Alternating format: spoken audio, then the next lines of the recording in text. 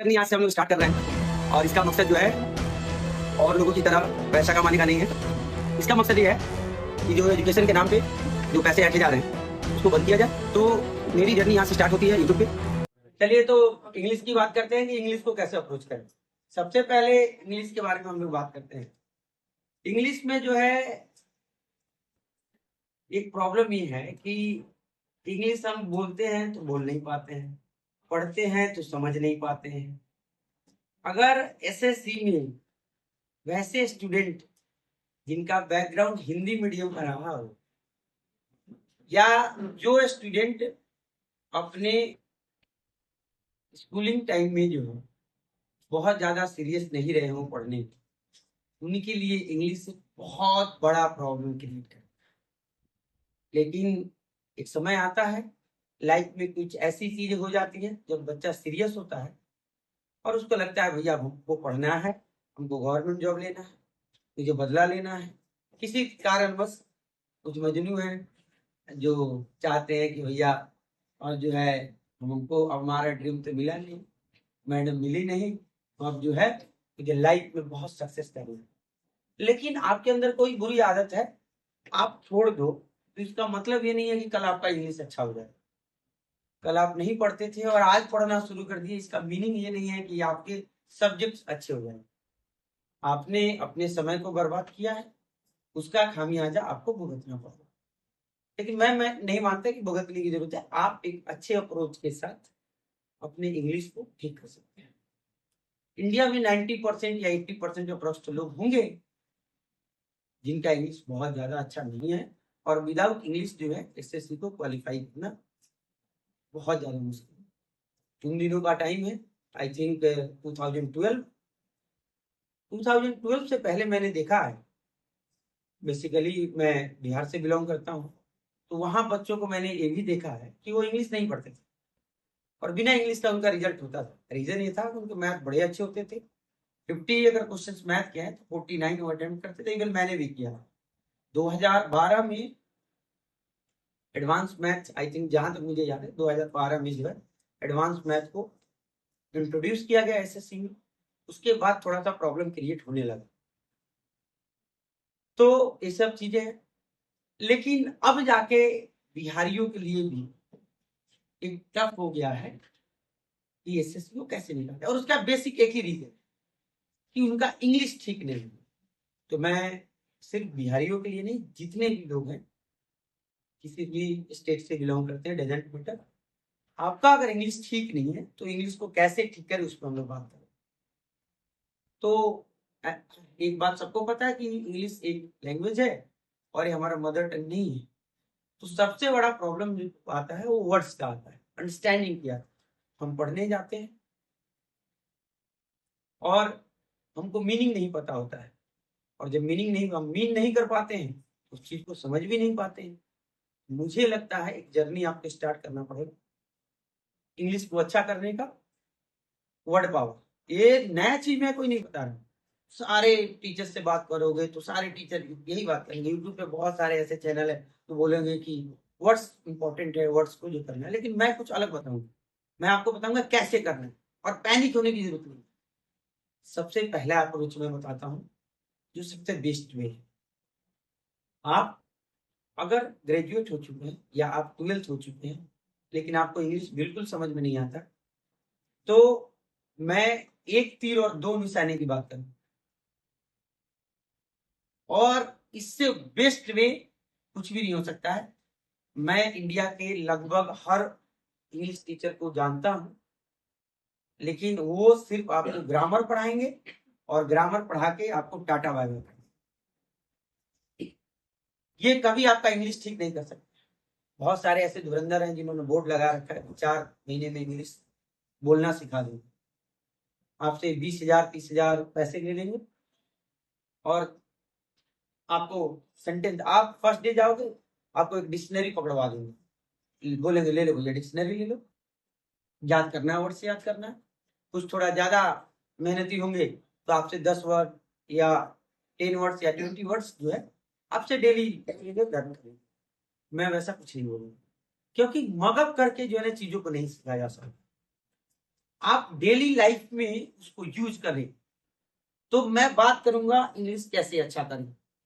इसका बेस्ट तरीका ये है, मैंने आपको एक लाइन बोली कि आप एक तीर से दो निशाने लगा सकते। तो कैसे जी? तो आपको क्या करना है, 6 to 12 दो सेट्स एनसीईआरटी खरीदने। सर 2 सेट्स कहां से लाएंगे? सर आप जो स्पोकन इंग्लिश में 20,000 देते हो वो मत दो, आप मेरे बताए हुए चीजों को कर लो। वो पैसे बचा के आप 2 सेट्स एनसीईआरटी खरीदो, एक हिंदी मीडियम या हिंदी मीडियम ऑलरेडी आपके पास होगा अगर आप हिंदी मीडियम के स्टूडेंट है तो, और दूसरा इंग्लिश मीडियम। सर क्या मतलब हुआ इसका मतलब ये हुआ, सपोज मान लो 6th क्लास का एक चैप्टर है डाइवर्सिटी, आप इंग्लिश का पेज ओपन कर दो, आप हिंदी का पेज ओपन कर दो, ठीक है। अब वो एनसीईआरटी, दोनों एनसीईआरटी है, दोनों सेम बुक है, लेकिन एक इंग्लिश में लिखा हुआ है, एक हिंदी में लिखा। आप हिंदी को एक लाइन पढ़ो, हिंदी वाला एक सेंटेंस पढ़ो डाइवर्सिटी का, फिर जाके इंग्लिश में वही चीज पढ़ो, तो इंग्लिश में जो लिखा हुआ है उसका हिंदी मीनिंग तुरंत आपको पता चल गया। इस तरह रीडिंग हैबिट डालो। दुनिया का कोई ताकत आपको इंग्लिश तब तक नहीं सिखा सकता है जब तक आपका इंग्लिश का अंडरस्टैंडिंग अच्छा नहीं। तो मेरा मानना है कि वर्ड्स को मगअप करने से बेटर है, जैसे आप जाओगे फर्स्ट चैप्टर लिया, इंग्लिश में डाइवर्सिटी लिखा हुआ है, तो हिंदी में क्या लिखा रहेगा, विविधता। तुरंत क्लिक हो गया सर, ये डाइवर्सिटी का मीनिंग क्या होता है, विविधता। अब आपको रटने की मगअप करने की जरूरत नहीं, तो आप इस वे में अप्रोच करें। सर आपने तो बताया तो एक ही निशाना लगा, दूसरा निशाना क्या है?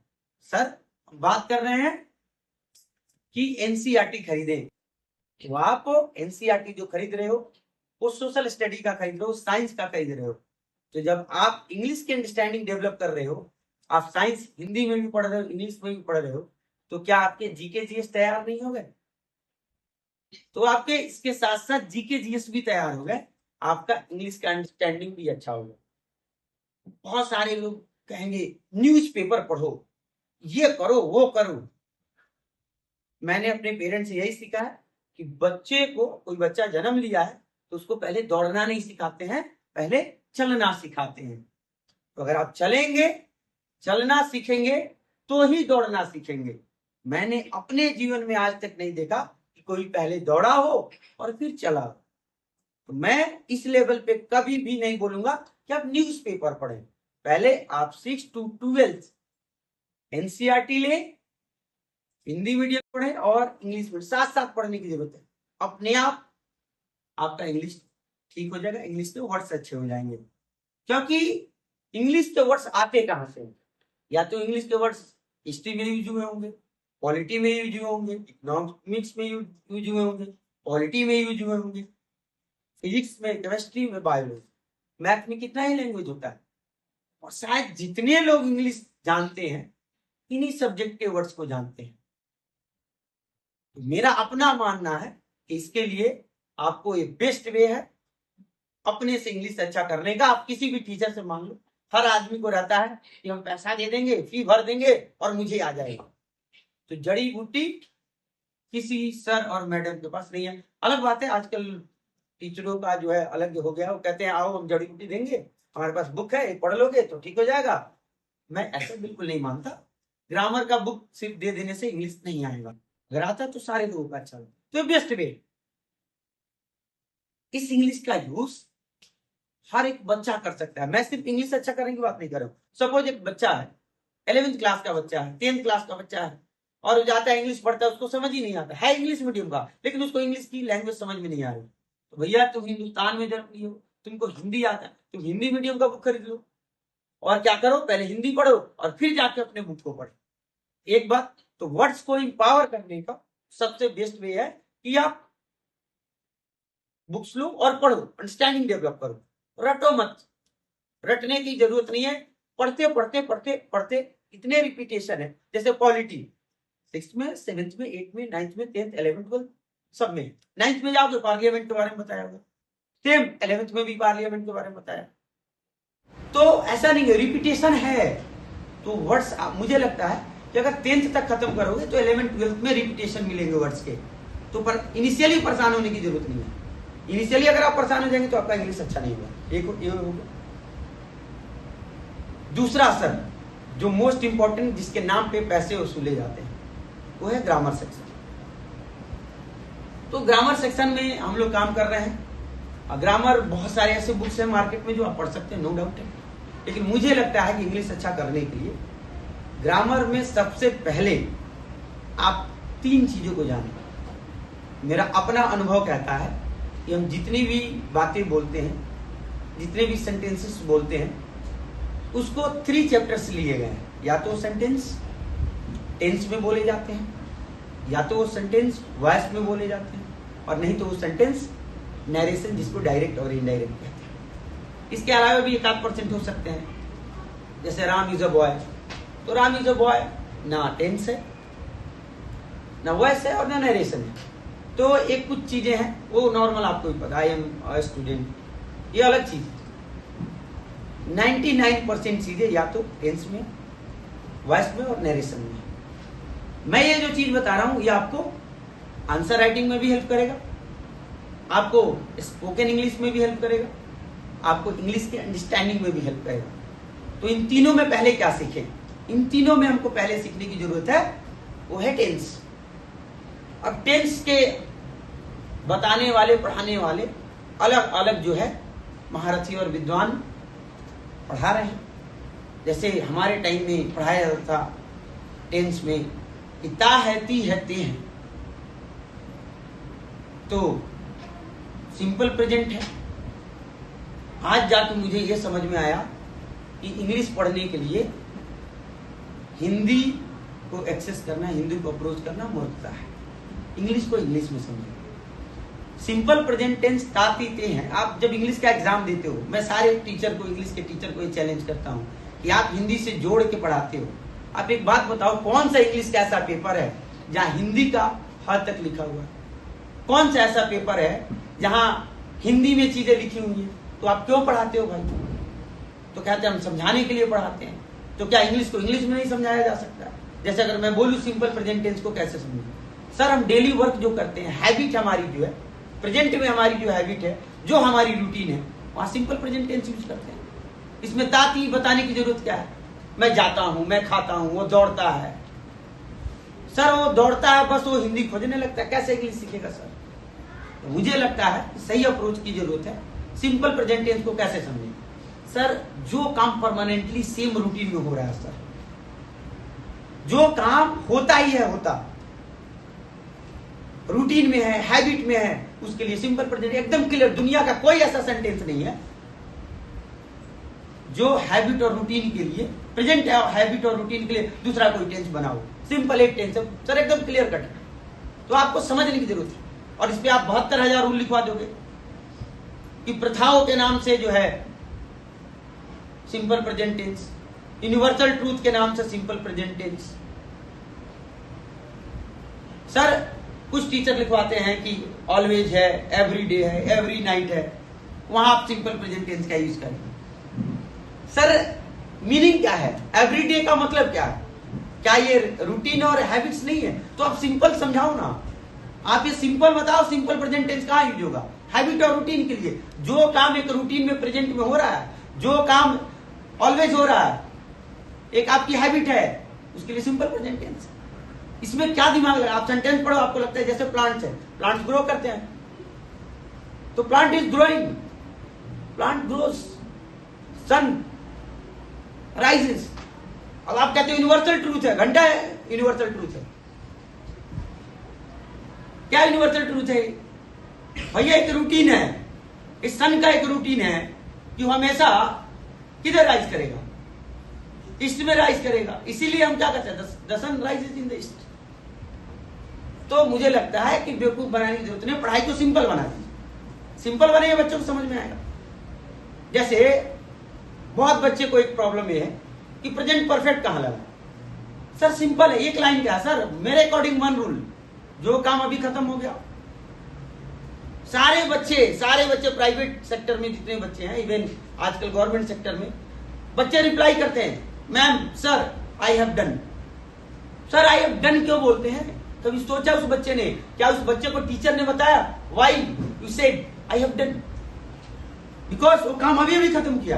तो जो काम अभी अभी खत्म कर दे, जो काम, सीधी बात, परफेक्ट टेंस वर्क के कंप्लीशन को दिखाता है। चाहे वो परफेक्ट टेंस प्रेजेंट का हो, चाहे वो परफेक्ट टेंस पास्ट का हो, चाहे वो परफेक्ट टेंस फ्यूचर का हो, work completion denoted by perfect tense.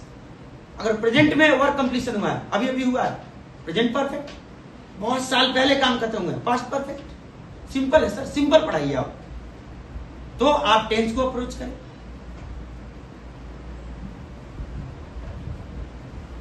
Present perfect continuous का सबसे खूबसूरत चीज क्या, कैसे समझे इसको? एक ऐसा काम जो आपने बहुत सालों पहले शुरू किया, बहुत सालों क्या, आपने पास्ट में शुरू किया, पास्ट में शुरू करने के बाद अभी चल रहा है और आपको लगता है ये काम मेरा आगे भी चलेगा, उसके लिए प्रेजेंट परफेक्ट टेंस। तो एक्चुअली आज इंट्रोडक्टरी क्लास है तो मैं सारी चीजों को तो एक्सप्लेन नहीं कर पाऊंगा, लेकिन मेरा अपना प्रयास रहेगा कि प्रेजेंट टेंस को कैसे समझे, पास्ट टेंस को कैसे समझे, फ्यूचर को कैसे समझे। इस पे हम वीडियो डालते रहेंगे, आप उसको देखिए, फ्री ऑफ कॉस्ट वीडियो है, अब पढ़िए। इंग्लिश को अप्रोच करने का मैंने सबसे बेस्ट तरीका बता दिया। अपने वर्ड को इंपावर करें। वर्ड को इंपावर करने का तरीका है कि फिजिक्स, केमिस्ट्री, बायो, हिस्ट्री, जियो, पोल, इको, ये 8 बुक्स आपको परचेज करने हैं। इससे आपका जीकेजीएस अच्छा हो जाएगा और इसके साथ साथ आपका इंग्लिश का अंडरस्टैंडिंग अच्छा हो जाएगा। इंग्लिश को अंडरस्टैंड करने का इससे बेस्ट वे कुछ भी नहीं है। जब आपका टेंस क्लियर हो जाए तो आप वॉइस पर फोकस करें, जब वो क्लियर हो जाए तब आप नरेशन पे नरेशन पे फोकस करें, और तब आप नाउन है, प्रोनाउन है। और सबसे बड़ी बात मैं आपको बोलूंगा, जैसे मैं जो क्लासेस देता हूं यहाँ, मैं बच्चों को समझाता हूं हमें नाउन क्यों पढ़ना है, why there is a need of pronoun, हमको प्रोनाउन क्यों पढ़ना है, एडजेक्टिव क्या है।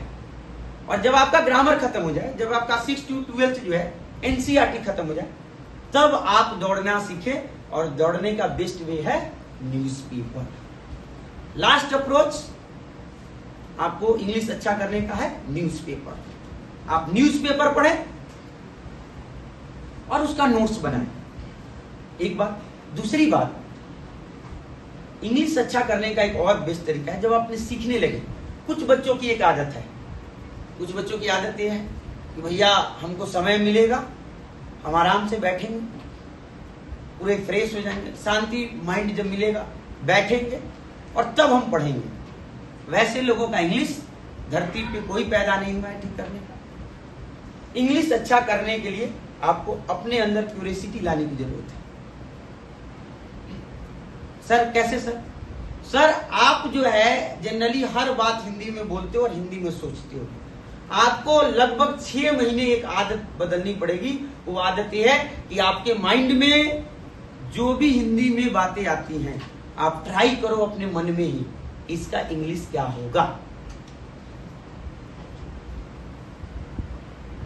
आप इन चीजों को कोशिश करो। शुरुआत में गलत होगा तो सर मैं गलत बोल रहा हूं कि सही बोल रहा हूं, ये कहां कौन चेक करेगा? आप तो है नहीं, आप तो वीडियो बना के जा रहे हैं। सर ये बात सही है। सर आज के डेट में बहुत सारे ऐसे ऑप्शन हैं जहां आप चेक कर सकते हैं। आप गूगल पे जाएं और बोले कि मैं पढ़ रहा हूं, इसको इंग्लिश में बनाओ, तुरंत बना के देगा sir. No need of any teacher, even me, जरूरत ही नहीं सर। आपको लगा कि मेरे माइंड में आया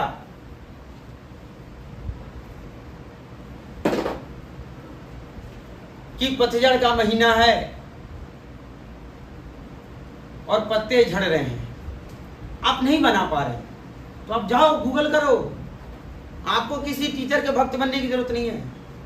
पत्ते झड़ रहे हैं हिंदी में लिखो, टाइप करो और बोलो इसको इंग्लिश में कन्वर्ट करके दो, आ जाएगा सर।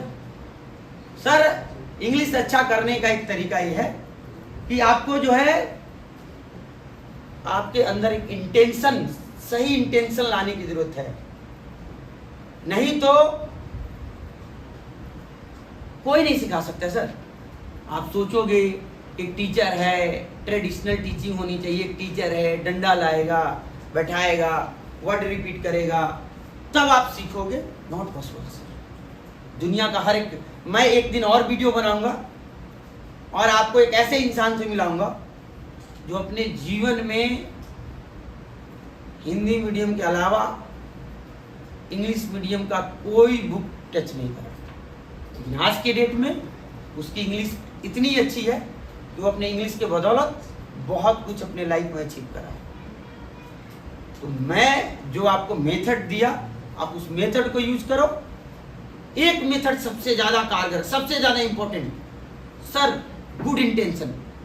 जब जो भी बात आपके मन में हिंदी में आ रहा है तुरंत टाइप करो सर, तुरंत टाइप करो।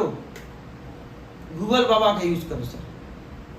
सर वो रील्स स्क्रॉल करने से बेटर है गूगल को स्क्रॉल करो, वहां बोलो अपनी बातें, वो आपको देगा। और तब आपका इंग्लिश इतना खूबसूरत हो जाएगा कि आपको ये जितने भी हैं ना, सबकी दुकानें बंद हो जाएंगे sir. Spoken English, grammar, this that. यहाँ इंग्लिश के जितने लोग व्यापार करते हैं, व्यापार ही बोलूंगा मैं, बिजनेस, उनको एक ईगो है कि हम इंग्लिश हम खुद सिखा सकते हैं, बहुत सारे ऐप्स है सर, उनकी औकात है सिखा देने की। टेंस पढ़ा देने से अगर इंग्लिश सीखा जाता तो मैं आपको टेंस आधे घंटे में पढ़ा दूंगा, लेकिन उससे कुछ फायदा नहीं होगा सर। इसलिए मैं बता रहा हूँ, एक गुड इंटेंशन के साथ डेली जितनी बातें प्रयास कीजिए, इवन कम से कम डेली 20 सेंटेंसेस ऐसे लाए जिसको आप इंग्लिश में प्रैक्टिस करें डेली, और वो टाइम आएगा। और मैं एक बात और बताता हूँ, सोचने के अलावा लिखें, ठीक है। तो इंग्लिश अच्छा करने का ये सबसे बेस्ट तरीका है, और इसके साथ साथ आपके जीके जीएस भी क्या हो जाएंगे, तैयार हो जाएंगे।